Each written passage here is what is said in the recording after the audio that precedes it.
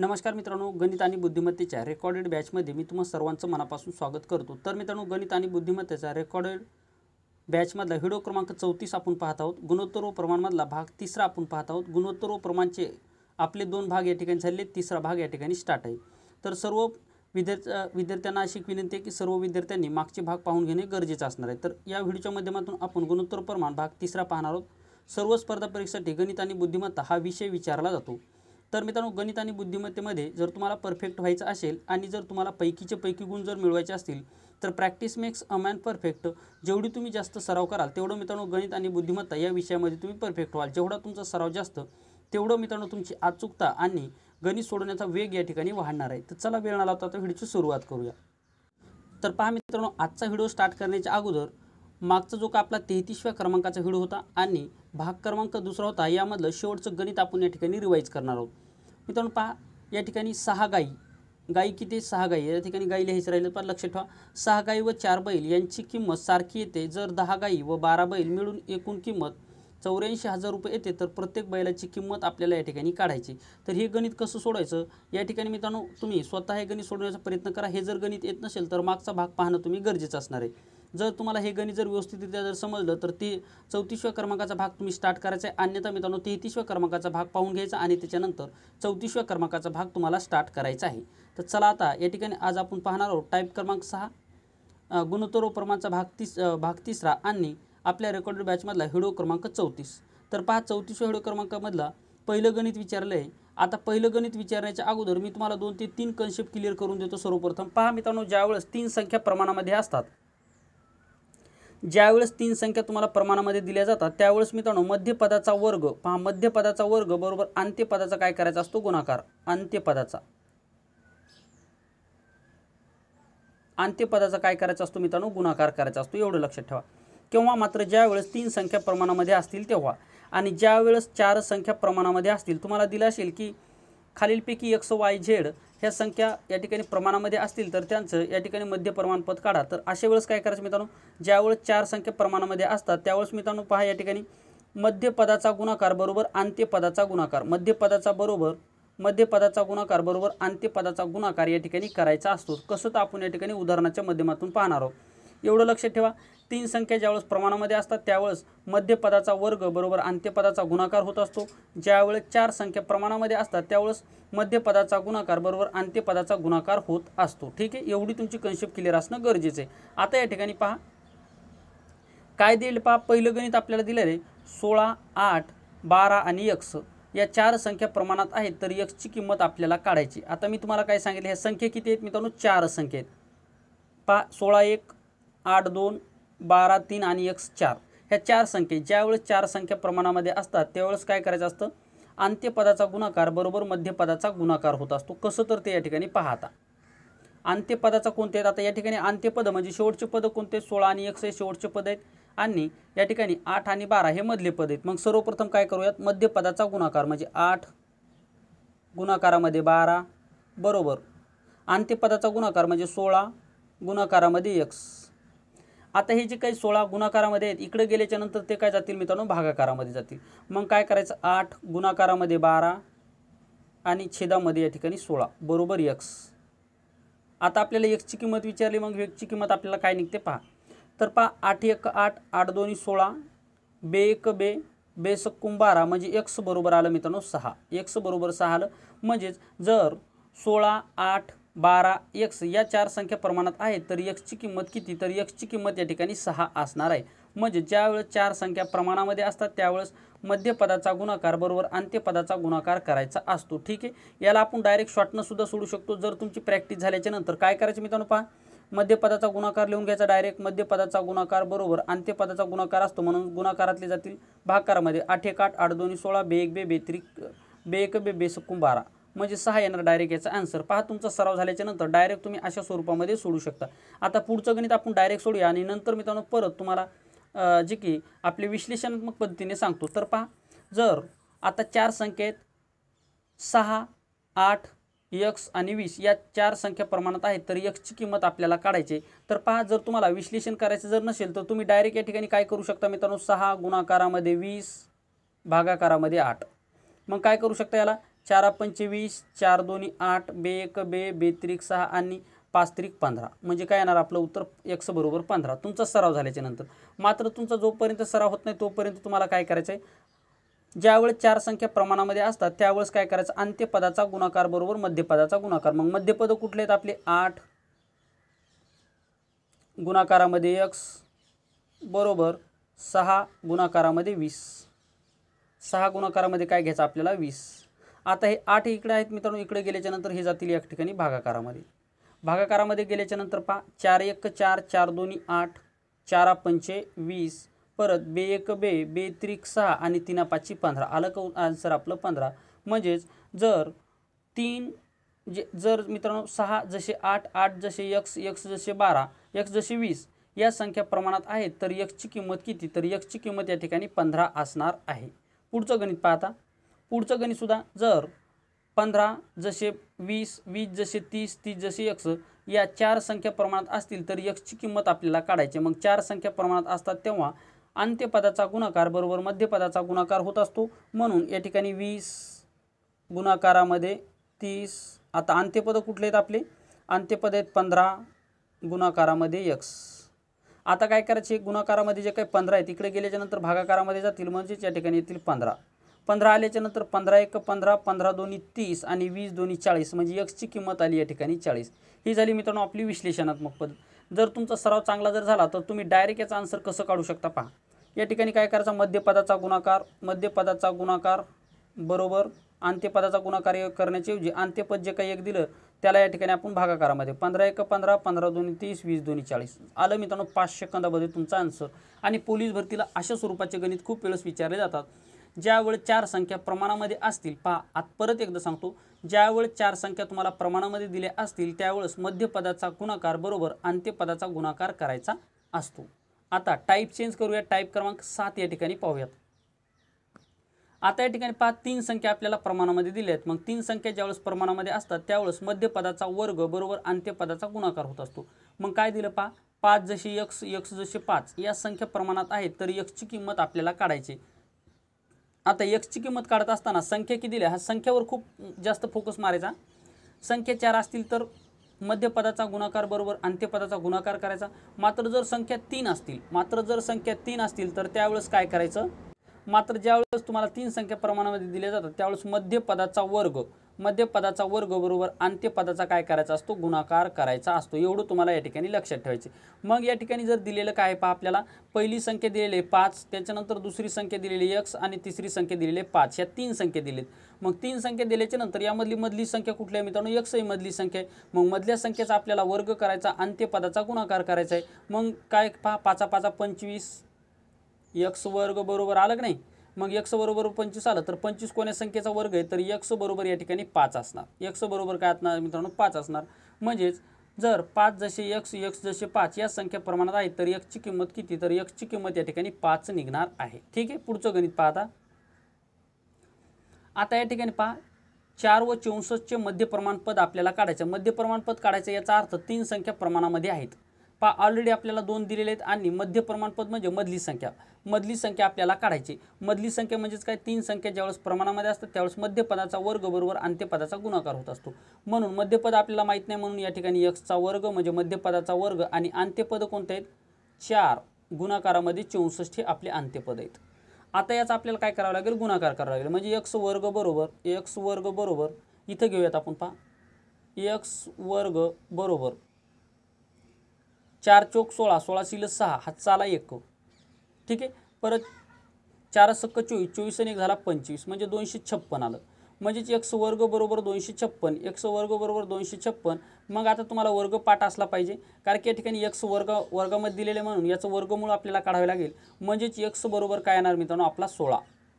256 कोणत्या संख्येचा वर्ग आहे, तर 256 या ठिकाणी 16चा वर्ग आहे. म्हणून या ठिकाणी आपलं मध्य प्रमाणपद असणार या ठिकाणी 16. त्यामुळे मी तुम्हाला काय सांगितलं तर वर्ग घन पाठ करा म्हणजे तुमचं या ठिकाणी वेग वाढणार आहे. नाहीतर मित्रांनो पहा या ठिकाणी x बरोबर 256 आलं. मग तुम्हाला आता कोणत्या संख्येचा वर्ग हे शोधण्यासाठी जवळपास 2 ते 3 मिनिट जाऊ शकतात. लक्षात ठेवा जर पाठ नसेल तर. त्यामुळे काही जे काही मित्रांनो कन्सेप्ट असतात ह्या कन्सेप्ट तुम्हाला गणित आणि बुद्धिमत्तेमध्ये पाठ असणे हे गरजेचं असतं. जसे की घनमूळ असेल, वर्गमूळ असेल, या सर्व जे काही संख्या असतील त्या तुम्हाला पाठच असणं गरजेचं गरजेचं असणार आहे. मूळ संख्या सुद्धा तुम्हाला पाठच असणं गरजेचं आहे. एवढे मुद्दे तुम्हाला पाठ असणं गरजेचं आहे. त्यामुळे पहिल्या भागामध्ये मी तुम्हाला जो पाठांतराचा भाग आहे तो सर्वप्रथम घेतलेला होता. त्याच्यानंतर पहा, x जसे 26, 26 जसे 52 या संख्या प्रमाणात आहेत तर x ची किंमत आपल्याला काढायची. मग या ठिकाणी सर्वप्रथम मध्य पदाचा वर्ग करावा लागेल, कारण की 3 संख्या आहेत. सर्वप्रथम काय 3 संख्या पाहिजे. 3 संख्या असतील तर मध्य पदाचा वर्ग बरोबर अंत्यपदाचा गुणाकार होणार. मग या ठिकाणी पहा, आता मध्यपद कुठलं दिलेलं आपल्याला 26 दिलेलं आहे. मग 26 चा वर्ग याचा अर्थ काय होतो मित्रांनो, 26 गुणाकारामध्ये 26 म्हणजे 26 चा वर्ग. हे गणित आपल्याला सोपं जाण्यासाठी, नाही तर आपण डायरेक्ट 26 चा वर्ग सुद्धा जर घेतला तर आपल्याला गुणाकारमध्ये काटाकाटमध्ये प्रॉब्लेम जाऊ शकतो, लक्षात ठेवा. मग 26 गुणाकारामध्ये 26 अंत्यपद आहेत मित्रांनो, x गुणाकारामध्ये 52. ही झाली आपली इथपर्यंत मांडणी. मग आता काय करायचे, हे जे काही 52 तुम्हाला गुणाकारामध्ये दिसतील इकडे गेल्याच्या नंतर हे भागाकारामध्ये जातील, म्हणून या ठिकाणी आपण 52 लिहूयात. आता 52 लिहिल्याच्या नंतर 26 1 26, 26 2 52 आणि बे 1 बे, बे 1 बे, बे 3 6 म्हणजे 13 आला या ठिकाणी x बरोबर 13. म्हणजेच याचाच अर्थ काय मित्रांनो, जर याचा अर्थ काय झाला, x जसे 26 26 जसे 52 या संख्या प्रमाणात असतील तर x ची किंमत किती, तर x ची किंमत या ठिकाणी असणार आहे 13. म्हणजे पहिलं पद असणार आहे 13 जसे 26 जसे 52. या ठिकाणी अशा स्वरूपामध्ये हे गणित सोडायचे. म्हणजे एवढं तुम्हाला लक्षात ठेवायचं आहे, ज्यावेळेस 3 संख्या प्रमाणामध्ये असतात त्यावेळेस मध्यपदाचा वर्ग बरोबर अंत्यपदाचा गुणाकार करायचा आहे, आणि ज्यावेळेस 4 संख्या प्रमाणामध्ये असतात त्यावेळेस अंत्यपदाचा गुणाकार बरोबर मध्यपदाचा गुणाकार या ठिकाणी करायचा. एवढे मुद्दे तुम्हाला या ठिकाणी लक्षात ठेवायचे. मध्यभाग काढत असताना किंवा कुठल्या संख्येचा मध्यभाग काढत असताना आपल्याला ही टाईप महत्त्वाची असते. आता पुढचं गणित पहा. पुढचं गणित सुद्धा खूप महत्त्वाचे पहा. सदू मधू नंदू या 3 भागीदारांना मिळालेल्या एकूण नफ्यापैकी सदू मधू यांच्या नफ्याचे गुणोत्तर 6-7 आहे. मधू व नंदू यांच्या नफ्याचे गुणोत्तर 5-3 आहे. जर सदूला 800 रुपये मिळतात तर नंदूचा वाटा किती. अतिशय महत्त्वाचं गणित आहे. आता हे जे गणित जर पाहिलं तर मित्रांनो, भागीदारी आणि गुणोत्तर ह्या 2 टाईपवर मित्रांनो मिक्स स्वरूपामध्ये विचारलेलं गणित आहे. आणि असे मिक्स स्वरूपामध्ये गणित या ठिकाणी IBPS विचारत असतं, म्हणजे 2 टाईपला धरून. आता या ठिकाणी पहा, गुणोत्तर प्रमाण हा सुद्धा तुमचा टॉपिक क्लिअर असला पाहिजे. त्याच्यानंतर भागीदारी हा सुद्धा टॉपिक क्लिअर असला पाहिजे. आता आपला भागीदारी हा टॉपिक पुढच्या भागामध्ये होणार आहे, कारण की आता हे झाल्याच्या नंतर आपली वैवारी होईल. वैवारीच्या नंतर चक्रवाढ व्याज, सरळ व्याज आणि त्याच्यानंतर आपली भागीदारी असणार आहे. ठीक आहे. त्याच्यानंतर पहा, आता हे गणित सोडवायचं कसं. सर्वप्रथम काय करायचं मित्रांनो, सदू लिहून घ्या. सदू त्याच्यानंतर मधू, सदू मधू आणि त्याच्यानंतर काय मित्रांनो, नंदू. हे 3 जण काय मित्र आहेत. मग आपल्याला काय म्हटलेले पहा, या ठिकाणी सदू आणि मधू, या ठिकाणी पहा सदू आणि मधू यांच्या नफ्याचे गुणोत्तर किती, 6-7. म्हणून सदूचं नफ्याचं गुणोत्तर आहे या ठिकाणी 6, मधूचं नफ्याचं गुणोत्तर या ठिकाणी 7 म्हणून लिहून घेऊया 7. आता परत काय म्हटलं पहा, आहे मधू व नंदू यांच्या नफ्याचे गुणोत्तर. आता मधू आणि नंदू, मग मधूच्या खाली पहा, मधूचं नफ्याचं गुणोत्तर आहे 5. त्याच्यानंतर नंदूच्या नफ्याचं गुणोत्तर आहे 3. लिहून घेतलं आपण या ठिकाणी. ठीक आहे. आता लिहिल्याच्या नंतर आता प्रक्रिया पुढची काय करायची पहा. या ठिकाणी 6चा गुणाकार या ठिकाणी 5 सोबत करायचा, परत या 7चा गुणाकार 5 सोबत करायचा, 7चा गुणाकार या ठिकाणी 3 सोबत करायचा. एवढे मुद्दे मात्र तुम्हाला लक्षात ठेवायचे. पहा, आपण काय केलं, सर्वप्रथम सदू मधू नंदू लिहून घेतले. लिहिल्याच्या नंतर पहिल्यांदा आपल्याला काय दिलं, सदू आणि मधूचं गुणोत्तर दिलं, म्हणून सदूच्या खाली सदूचं गुणोत्तर, मधूच्या खाली मधूचं गुणोत्तर. दुसऱ्या टाईपमध्ये काय दिलं, मधू आणि नंदूचं दिलं. मग मधूच्या खाली मधूचं गुणोत्तर, नंदूच्या खाली नंदूचं गुणोत्तर. मग गुणाकार कशा स्वरूपामध्ये केला हे लक्षात ठेवा. झिगझॅग पद्धतीने आपण या ठिकाणी गुणाकार केले. कुठल्या झिगझॅग पद्धतीने आपण या ठिकाणी गुणाकार केलेले. असं गणित विचारल्याच्या नंतर तुम्हाला नेहमी झिगझॅग पद्धतीने उत्तर काढणे हे सोपं जातं. आता झिगझॅग पद्धत झाल्याच्या नंतर करायचा कसा गुणाकार लक्षात ठेवा. आता गुणाकार काय करायचा मित्रांनो, 6चा आणि 5चा गुणाकार करायचा, म्हणजे 5 × 30 म्हणजे सदूचं प्रमाण आलं 30. त्याच्यानंतर मधूचं प्रमाण किती येणार, 7 × 5 = 35, मधूचं प्रमाण येणार 35. त्याच्यानंतर आता नंदूचं प्रमाण किती येणार, 7 × 3 = 21, 7 × 3 येणार 21. आता या ठिकाणी कुठल्या या 30 35 आणि 21 याला कुठल्या एका संख्येने भाग जातो का, तर पहा या ठिकाणी कुठल्याही एका संख्येने याला भाग जाणार नाही. 7 × 3 = 21 कुठल्या एका संख्येने भाग जाणार नाही. मग आपल्याला विचारलं काय, सदूला या ठिकाणी किती 800 रुपये मिळतात. सदूला किती 800 रुपये मिळतात आणि सदूचं प्रमाण किती आहे मित्रांनो, 30 आहे. पहा या ठिकाणी सदूच्या खाली जो काय अंक आलेला आहे तो आहे 30. मग काय करूयात आपण, 30 बरोबर 800 रुपये. तर या ठिकाणी नंदूचा वाटा विचारले, नंदूचा वाटा या ठिकाणी किती आहे मित्रांनो 21चा आहे, सदूचा वाटा या ठिकाणी किती आहे 30चा, मग 30 बरोबर काय दिले आपल्याला गणितामध्ये 800 रुपये दिलेले, मग आपल्याला 21 हा नंदूचा वाटा आहे, मग 21 बरोबर किती, 21 बरोबर किती, आता याचा करायचा तिरपा गुणाकार, तिरपा गुणाकार करत असताना काय करायचं मित्रांनो, या 21चा गुणाकार 800 सोबत करायचा आणि 30 या ठिकाणी भागाकारामध्ये जाणार, म्हणजेच 21 गुणाकारामध्ये 800 आणि भागाकारामध्ये 30, 30 भागल्याच्या नंतर वरी 800 वरचा 1 शून्य कॅन्सल होईल, 30 वरचा 1 शून्य कॅन्सल होईल, मग 3 जर आपण 21ला जर भाग जर दिला तर 3 1 3 3 7 21, 3 7 21 आणि 7 8 56, 7 8 किती मित्रांनो 56, 56 आणि हा शून्य जशास तसा म्हणजे 560 रुपये। याचाच अर्थ सदू मधू नंदू या 3 भागीदारांना मिळालेल्या एकूण नफ्यापैकी सदू व मधू यांच्या नफ्याचे गुणोत्तर 6-7 आहे, मधू व नंदू यांच्या नफ्याचे गुणोत्तर 5-3 आहे। जर सदूला 800 रुपये मिळतात तर नंदूला किती रुपये मिळतील, अशा स्वरूपाचं गणित आपल्याला विचारलंय।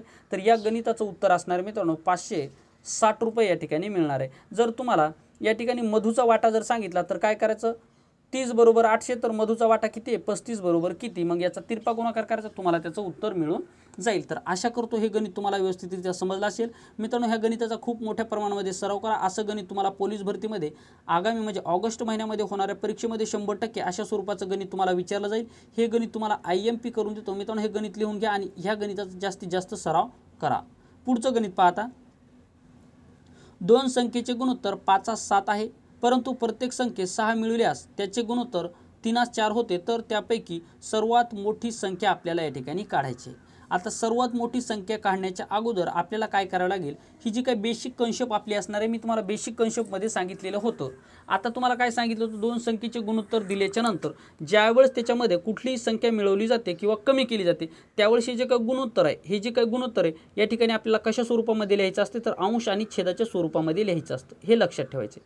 हे सर्वप्रथम तुमच्या डोक्यामध्ये जर बसलं तरच मित्रांनो या ठिकाणी तुम्हाला हे गणित जमणार आहे। म्हणजे 5 या ठिकाणी 5-7 दिलेले ना, तर खाली 7 लिहावं लागतं, हे 7x। आता समोर गणित काय म्हणतं पहा, त्यामध्ये प्रत्येक संख्येमध्ये आपल्याला 6 मिळवायचे, 6 मिळवायचे म्हणजे काय मित्रांनो, आपल्याला बेरीज करायची, मिळवणे म्हणजे बेरीज करणं आणि कमी करणं याचा अर्थ वजाबाकी करणं।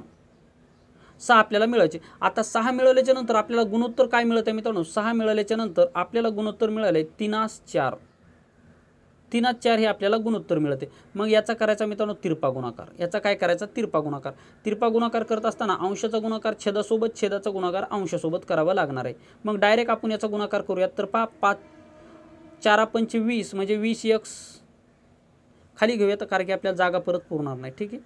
20x पहा या ठिकाणी 4-5 20, 20x प्लस 4 24 बरोबर। आता ह्या 3चा गुणाकार या ठिकाणी 7x प्लस 6 बरोबर करायचा, म्हणून 7 × 21 x जशाच तसा प्लस 3 × 18 हे 18 लिहिले। आता लिहिल्याच्या नंतर काय करायचं मित्रांनो, हे जे काही 21x आणि 20x यांची करायची वजाबाकी, यांची वजाबाकी करायची म्हणजेच काय राहणार आपल्याकडे फक्त x राहणार, म्हणजे x बरोबर काय असणार, आता हे 24 इकडे या ठिकाणी प्लसमध्ये इकडे गेल्याच्या नंतर मायनसमध्ये जातील, किंवा 18 इकडे घेऊन यात, 18 सुद्धा प्लसमध्ये इकडे गेल्याच्या नंतर मायनसमध्ये जातील। मग या ठिकाणी 24 मधून 18 गेल्याच्या नंतर किती राहतात, 24 मधून 18 गेल्याच्या नंतर किती राहतात, 18 आणि 2 20 आणि ते 4 म्हणजे 6 राहतात। म्हणजे x ची किंमत किती आली मित्रांनो, या ठिकाणी 6 आली। 6 आल्याच्या नंतर आता आपल्याला काय करायचं, तर सर्वात मोठी संख्या काढायची। मग x ची किंमत किती आली मित्रांनो, 6 आली। मग या दिलेल्या गुणोत्तरापैकी 5 आणि 7 मध्ये सर्वात मोठी संख्या कुठली आहे, तर 7 सर्वात मोठे, म्हणून या 7 आणि 6चा गुणाकार करावा लागेल, म्हणजे 7 गुणाकारामध्ये 6 म्हणजे 7 × 42 असणार आपली सर्वात मोठी संख्या।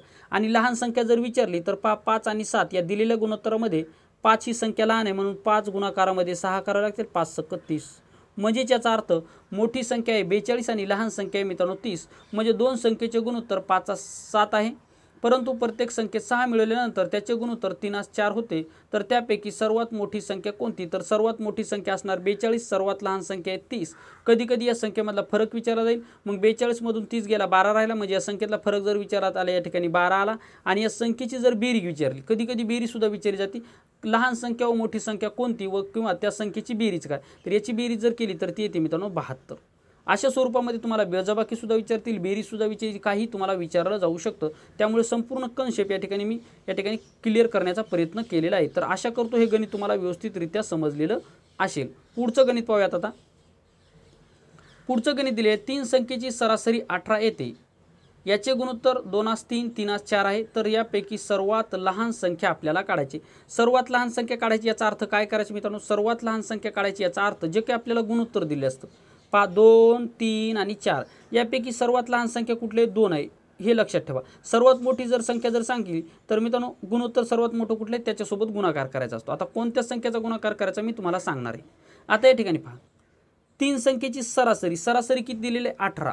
याचाच अर्थ मित्रांनो त्या संख्येला जर आपण 18ने म्हणजे सरासरीने जर संख्येला जर गुणलं तर आपल्याला एकूण या ठिकाणी बेरीज मिळत असते. म्हणून काय करूयात, 18 गुणिले 3 जर केलं तर 18 त्रिक 54 येतं, किंवा डायरेक्ट आपण याची मांडणी सुद्धा करू शकतो. लक्षात ठेवा मांडणी कशी करायची तर या ठिकाणी लक्षात ठेवा. आता आपल्याला काय करायचं, त्या संख्या किती आहेत मित्रांनो 2×3 3×4 या प्रमाणामध्ये आहेत. म्हणून काय करायचं, 18 गुणाकारामध्ये 3 म्हणजे 18 त्रिक 54 आल्याच्या नंतर या सर्व संख्येची काय करायची मित्रांनो बेरीज करायची. बेरीज करायची म्हणजे काय मित्रांनो, या ठिकाणी 2 3 5 5 आणि 4 झाला 9. 9 जर याला जर भाग जर दिला तर भाग कितीचा जाणार मित्रांनो, 9 1 9 18 9 27 9 36 9 5 45 9 सक्क 54 म्हणजे 6चा भाग जाणार. मग आता विचारलं काय आपल्याला सर्वात लहान संख्या कोणती, मग यापैकी 2 3 आणि 4 पैकी गुणोत्तर सर्वात लहान कुठलं आहे 2 आहे. म्हणून या 2 आणि 6चा गुणाकार करायचा म्हणजे साइन 2 किती झालं 12 म्हणजे सर्वात लहान संख्या झाली 12. आणि त्याच्यानंतर जर तुम्हाला विचारली तर सर्वात मोठी संख्या कुठली तर 6 गुणिले 4 करा, साइन चौक 24 सर्वात मोठी संख्या 24.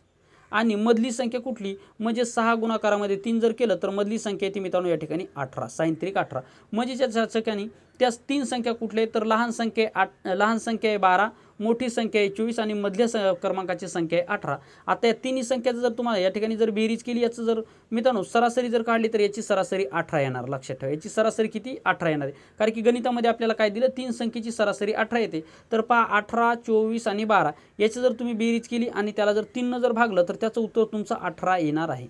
हे फिक्स 100% तुम्हाला सांगतो, या तिघाची जी काही सरासरी असणार ती 18च्या ठिकाणी येणार आहे. तर मित्रांनो अशा स्वरूपामध्ये तुम्हाला हे गणित सोडवायचं असणार आहे. पुढचं गणित पहा, टाईप क्रमांक 9 आपण या ठिकाणी पाहत आहोत. अतिशय महत्त्वाचं गणित आहे, थोडंसं लक्ष द्या. आता टाईप क्रमांक 9 आपण सुरू केले, गुणोत्तरोपरमांचा भाग 3 आणि टाईप क्रमांक 9 स्टार्ट झालेले. ABC या 3 संख्या असून AB बरोबर 2×3 BC बरोबर 4×5 या प्रमाणात आहे. तर ABC बरोबर किती किंवा A जसे B B जसे C यांचं प्रमाण आपल्याला या ठिकाणी काढायचे. दिलेले जे काय आपल्याला गुणोत्तर आहेत पहा 2×3 4×5 या गुणोत्तर दिले, या गुणोत्तरावरून आपल्याला ABCचं प्रमाण या ठिकाणी काढायचं आहे म्हणजे गुणोत्तर काढायचं. आता करायचं कसं, हे सुद्धा गणित मित्रांनो अतिशय सोपं आहे, जास्त काही याला डोकं लावायचं नाही. जसे की आपण सदुमधू हे गणित सोडवलं त्याच स्वरूपामध्ये हे सुद्धा सोडायचे. म्हणजे पहा AB सर्वप्रथम लिहून घ्या, A जसे B यांचा वाटा किती आहे, Aचा वाटा आहे 2, Bचा वाटा आहे 3. ठीक आहे, Bचा वाटा आहे 3. आता या ठिकाणी B आणि C म्हणजे B आणि C पहा, या ठिकाणी B आणि C म्हणजे Bचा वाटा किती दिलेला आहे 4 म्हणून Bच्या खाली 4 लिहा. Cचा वाटा किती दिलेला आहे मित्रांनो 5 म्हणून 5 लिहा. आता काय करायचं, झिगझॅग पद्धतीने गुणाकार करायचा. झिगझॅग पद्धतीने गुणाकार म्हणजे कसं, या ठिकाणी पहा ही झिगझॅग रेषा म्हणतात, या रेषेला काय झिगझॅग रेषा असे म्हणतात. अशा स्वरूपामध्ये म्हणजे डब्ल्यूच्या स्वरूपामध्ये जी काही रेषा असते त्याला झिगझॅग रेषा म्हणतात. या स्वरूपामध्ये आपल्याला करायचा गुणाकार. आता काय करायचं पहा, या 2चा गुणाकार 4 सोबत करायचा, 3चा गुणाकार 4 सोबत करायचा आणि 3चा गुणाकार 15 सोबत करायचा. झिगझॅग पद्धतीने गुणाकार करणं गरजेचं आहे. जोपर्यंत तुम्ही झिगझॅग पद्धतीने गुणाकार करणार हे गणित सोडवण्यासाठी मित्रांनो जवळपास 5 मिनिटाचा वेळ तुमचा या ठिकाणी जाऊ शकतो. त्यामुळे आपल्याला जेवढे शॉर्टकट पद्धतीने जाता येईल, कारण की आपल्याला स्पर्धा परीक्षा करत असताना गणित हे अतिशय सोप्या म्हणजे जवळपास मित्रांनो पहा कठीण जरी गणित विचारलं तरीसुद्धा आपण या ठिकाणी ट्रिकच्या स्वरूपाने जर गेलो तर 5 ते 10 सेकंदामध्ये आपण कुठलंही गणित सोडू शकतो. मग आता झिगझॅग पद्धतीने जात्याच्या नंतर काय करायचं, 2चा गुणाकार करायचा या ठिकाणी 4 सोबत म्हणजेच मित्रांनो 4 2 झालं 8 म्हणजे याची किंमत झाली 8. आता Bची किंमत काढायची म्हणजे Bचा खालचा अंक किती आहे 3 आणि 4 आहे म्हणजे 3 चौक 12 म्हणजे Bचा अर्थ झाला 12. आता Cचा अंक काढायचा म्हणजे 3ची आणि 15चा गुणाकार करायचा म्हणजे 3 5 झालं 15. आता आपल्याला विचारलं काय ABC बरोबर किती म्हणजे A B आणि C यांचं आपल्याला प्रमाण काढायचं आहे. म्हणजे Aचं प्रमाण किती झालं 8, Bचं प्रमाण झालं मित्रांनो 12 आणि Cचं प्रमाण झालं या ठिकाणी 15. आता यापैकी कुठल्या संख्येला एका संख्येने भाग जातो का, ज्या संख्या आपल्याला 8 12 आणि 15 आले ते याला कुठल्या एका संख्येने भाग जातो का, तर या ठिकाणी 2 जर भाग जर दिला तर 15ला जाणार नाही, 3 जर भाग जर दिला तर या ठिकाणी 8ला जाणार नाही. म्हणून त्या संख्या असणार मित्रांनो Aची किंमत झाली 8, Bची किंमत झाली 12 आणि Cची किंमत झाली 15. म्हणजेच या ठिकाणी पहा ABC या 3 संख्या असून AB बरोबर 2×3 BC बरोबर 4/5 या प्रमाणात असेल तर ABC बरोबर किती, तर ABC बरोबर या ठिकाणी A ची किंमत झाली 8, B ची किंमत झाली 12, C ची किंमत झाली 15. तर अशा स्वरूपामध्ये तुम्हाला हे गणित सोडवायचं आहे. ठीक आहे. पहा झिगझॅग पद्धतीचा गुणाकार कसा केला जातो हे परत एकदा व्हिडिओ पाहून घेऊ शकता. ठीक आहे. पुढचं गणित पहा, XYZ या 3 संख्या असून XY 2/5 YZ 3/8 असे प्रमाण असेल तर XYZ याची या ठिकाणी प्रमाण काढायचं आहे. आता हे प्रमाण काढत असताना करायचं काय लक्षात ठेवा, दिलेल्या मांडणीप्रमाणे गुणोत्तर सर्वप्रथम लिहून घ्या. X आणि Y आणि Z हे लिहून घेतल्याच्यानंतर XYZ हे तीनच दिलेले आहेत. मग X आणि Y चं गुणोत्तर किती दिलेले मित्रांनो 2/5. Y आणि Z चं गुणोत्तर किती दिलेले मित्रांनो, Y आणि Z चं गुणोत्तर आपल्याला काय दिलेले, Y आणि Z चं गुणोत्तर 3/8 दिलं म्हणून 3 या ठिकाणी 8. ठीक आहे. आता याचा झिगझॅग पद्धतीने गुणाकार करायचा तुम्हाला सांगितलं होतं. झिगझॅग पद्धतीने म्हणजे 3 दोन्ही 6, परत 3×5 15, परत 5 गुणाकारामध्ये 8 जर केलं तर 8×5 40. आता या ठिकाणी 3, 15 आणि 40 या संख्येला कुठल्या संख्येने भाग जाईल का, तर या ठिकाणी 3 ने भाग जर दिला तर 3 ने भाग 15ला जाईल, 6ला जाईल, परंतु 40ला जाणार नाही. 2 ने जर भाग जर दिला तर 40ला जाईल, 6ला जाईल, 15ला जाणार नाही. म्हणून X Y आणि Z, X ची किंमत आली या ठिकाणी 6, Y ची किंमत आली 15 आणि Z ची किंमत आली 40. म्हणजेच XYZ जे असतील मित्रांनो 6, 15 आणि 40 या प्रमाणामध्ये या ठिकाणी XYZ असणार आहेत. ठीक आहे. आता पुढचं गणित पहा, पहिल्या संख्येचे दुसऱ्या संख्येची असणारे प्रमाण 4/5 आहे. दुसऱ्या संख्येचे तिसऱ्या संख्येशी असलेले प्रमाण 5/4 आहे. तर पहिल्या संख्येचे तिसऱ्या संख्येशी असलेले प्रमाण आपल्याला काढायचे. पहा मित्रांनो, गणित तुम्हाला या ठिकाणी कन्फ्यूज करणार असेल, परंतु कन्सेप्ट तीच आहे, काहीच यामध्ये कन्सेप्ट नाही. मग तुम्ही या ठिकाणी पहिली संख्या कुठली, दुसरी संख्या कुठली, तिसरी संख्या कुठली हे तुम्ही शोधत बसाल. हे शोधायचं नाही, कारण की पहा सरळ सरळ दिलेले आपल्याला पहिली व दुसरी संख्या याचं प्रमाण किती आहे 5/4 आहे. म्हणजे A व B यांचं प्रमाण किती आहे 5/4 आहे, असं सुद्धा ठिकाणी कन्सिडर करू शकता. मात्र मूळ जी कन्सेप्ट आहे तुमची क्लिअर असणं गरजेचं आहे. ज्या विद्यार्थ्याची मूळ कन्सेप्ट क्लिअर नाही तर ते विद्यार्थी आता मग पहिली संख्या काय दुसरी संख्या काय ते शोधण्याचा प्रयत्न करतील. तसं करू नका. ठीक आहे. आता आपल्याला या ठिकाणी काय करायचं, पहिली संख्या म्हणून पहिली संख्या प लिहा, दुसरी संख्या दु लिहा आणि तिसरी संख्या हे ती लिहा. कन्सेप्ट तीच आहे, XYZ किंवा या ठिकाणी ABCD अशा स्वरूपामध्ये कन्सेप्ट तीच आहे. मग पहा या ठिकाणी पहिल्या आणि दुसऱ्या संख्येचं म्हणजे पहिल्या संख्येचं प्रमाण किती आहे 5, दुसऱ्या संख्येचं प्रमाण किती आहे मित्रांनो 4, त्याच्यानंतर दुसऱ्या संख्येचं प्रमाण किती आहे दिलेले 5, तिसऱ्या संख्येचं प्रमाण दिलेले 4. आता झिगझॅग पद्धतीने करायचा गुणाकार. पहा कन्सेप्ट तीच आहे, फक्त काही विद्यार्थी पहिली संख्या म्हणजे काय, दुसरी संख्या कुठली, तिसरी संख्या कुठली याचा शोधण्याचा प्रयत्न करतील, असं शोधायचं नाही. मग पहा याचा झिगझॅग पद्धतीने करायचा गुणाकार. झिगझॅग पद्धतीने गुणाकार करत असताना 5चा गुणाकार 5 सोबत, 4चा गुणाकार 5 सोबत, 4चा गुणाकार 4 सोबत. मग काय करायचं पहा 5 25, त्याच्यानंतर 5 चोक 20 आणि त्याच्यानंतर 4 चोक 16. आता या ठिकाणी 25, 20 आणि 16 या संख्येला कुठल्या संख्येने भाग जाईल का, 5नं जर भाग जर दिला तर 5नं भाग 25ला जाईल, 20ला जाईल, मात्र 16ने जाणार नाही. 4नं जर भाग जर दिला तर 20ला जाईल आणि 16ला जाईल, मात्र 25ला जाणार नाही. म्हणून पहिली संख्या दुसरी संख्या आणि तिसरी संख्या काय करायचं, याचं प्रमाण आपल्याला कुठल्या संख्येचं काढायचं, तर पहिली संख्या आणि तिसऱ्या संख्येचं प्रमाण आपल्याला या ठिकाणी काढायचं. मग पहिली संख्या आली आपली 25, दुसरी संख्या आली 20, तिसरी संख्या आली 16. आपल्याला विचारलं काय गणितामध्ये, पहिली संख्या व तिसरी संख्या यांचे प्रमाण आपल्याला काढायचं आहे. म्हणजे पहिली संख्या झाली 25, तिसरी संख्या झाली 16. आता या संख्येचं प्रमाण आपल्याला काढायचं आहे. मग 25 आणि 16 या कुठल्या संख्येला या ठिकाणी भाग जाईल का, तर कुठल्याही संख्येने या ठिकाणी भाग जात नाही. म्हणून त्या संख्येचं म्हणजे पहिली संख्या व तिसरी संख्या या संख्येत जे काही प्रमाण असणार ते 25ला 16 असणार आहे. म्हणजे 25 जसे 16 या ठिकाणी याचं प्रमाण येणार आहे. तर आशा करतो हे सुद्धा गणित तुम्हाला व्यवस्थितरित्या समजलेलं असेल. बेसिक कन्सेप्टवरच आहे, परंतु या ठिकाणी थोडंसं तुम्हाला कन्फ्यूज करण्यासाठी हे गणित व्यवस्थितरित्या या ठिकाणी पहा मांडणी कशी केली आहे, मांडणी फक्त चेंज केली. या ठिकाणी पहिल्या गणितामध्ये तुम्हाला ABC 5/4, BC 4/5 असं दिलं होतं, परंतु या ठिकाणी काय दिलं, पहिली संख्या व दुसऱ्या संख्येचे प्रमाण. मग या ठिकाणी विद्यार्थी कन्फ्यूज होतो, मग पहिली संख्या म्हणजे काय, दुसरी संख्या म्हणजे काय हे शोधण्याचा प्रयत्न ज्या विद्यार्थ्याची बेसिक कन्सेप्ट क्लिअर नाही असे करू शकतात.